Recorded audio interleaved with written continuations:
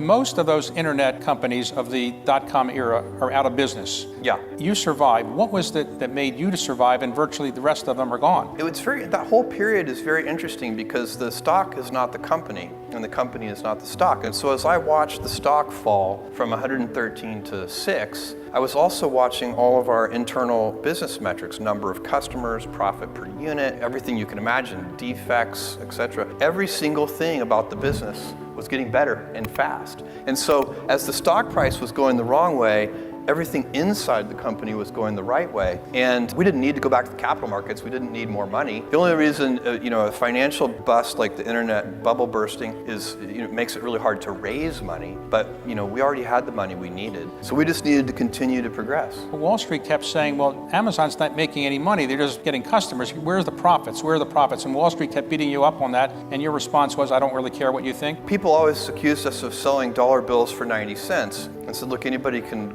do that and grow revenues. That's not what we were doing. We always had positive gross margins. It's a fixed cost business. And so what I could see is that from the internal metrics is that at a certain volume level, that we would cover our fixed costs and the company would be profitable. So who came up with the idea of Prime? Prime seems to be a great way to get money in advance of people actually getting the services. Yeah. Whose idea was that? Actually, it's very interesting. So like many inventions inside of a team, and I love team inventing is my favorite thing. So I tap dance into the office. I love Amazon. I have so much fun there. I love Blue Origin, I love the Washington Post, but Amazon is my full-time job. And I get to invent, I get to live 2 to 3 years in the future.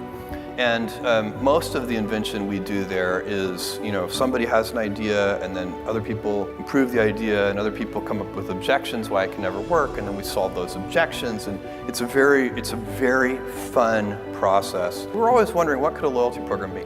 And then actually kind of a junior software engineer came up with this idea, not as a loyalty program, but this idea that we could offer people kind of an all-you-can-eat buffet of fast, free shipping. And when we modeled that, so then the finance team went and modeled that idea, and the results were horrifying.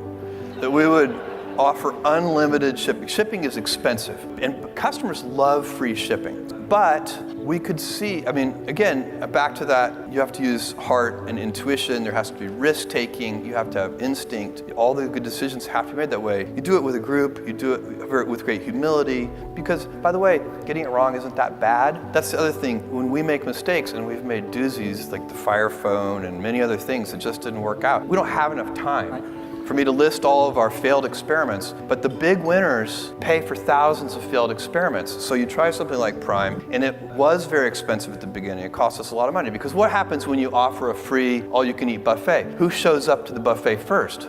The heavy eaters. It's scary. It's like, oh my God, did I really say as many prawns as you can eat? That is what happened, but surely we could see the trend lines. We could see that, all kinds of customers were coming and they appreciated that service. When you buy over the internet, Amazon, do you ever get the wrong order? Is anything ever wrong? What do? Do you call up and complain, or you don't have any problems? No, I'm a customer of Amazon, hopefully like all of you in this room. Is there one person full-time who services your account? If there's anyone in this room who's not an Amazon customer, see me right afterwards and I'll walk you through it. Yeah, I have problems sometimes, and I treat them like the same way I treat a problem that I would get from a customer. My email address is famous, and I keep it, and I read it. It's jeff@amazon.com. I don't see every email that I get anymore because I get too many, but I see a lot of them. And I use my curiosity to pick out certain emails. So I'll get one from a customer, and there's a defect. We've done something wrong. Usually people are writing us, not always, but usually they're writing us because we've screwed up their order somehow. And so I'm looking at this, and for some reason, something seems a little odd about that one.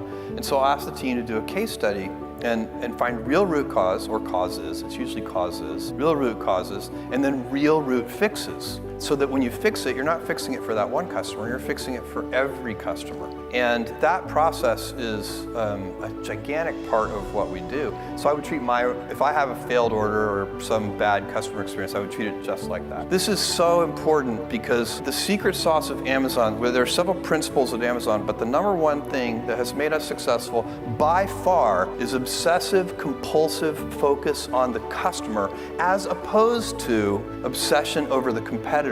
And I talk so often to other CEOs, some other CEOs, and also founders and entrepreneurs, and I can tell that even though they're talking about customers, they're really focusing on competitors. And it is a huge advantage to any company if you can stay focused on your customer instead of your competitor. So then you have to identify who is your customer. So at the Washington Post, for example, is the customer the people who buy advertisements from us? No, the customer is the reader. One of the other companies you started within your company, which is technologically a superior company, is Amazon Web Services. Where did that idea come from? AWS. We started it, I don't know, a long time ago now, 15 years ago. Worked on it behind the scenes for a long time and then finally launched it. It has become a very large company. At AWS, we completely reinvented the way that companies buy computation. Then a business miracle happened. This never happens. This is like the greatest piece of business luck in the history of business so far as I know. We faced no like-minded competition for 7 years. It's unbelievable. When I launched Amazon.com in 1995, Barnes & Noble launched BarnesandNoble.com in 1997, 2 years. That's very typical if you invent something new. We launched Kindle. Barnes & Noble launched Nook 2 years later. We launched Echo. Google launched Google Home 2 years later. When you pioneer, if you're lucky,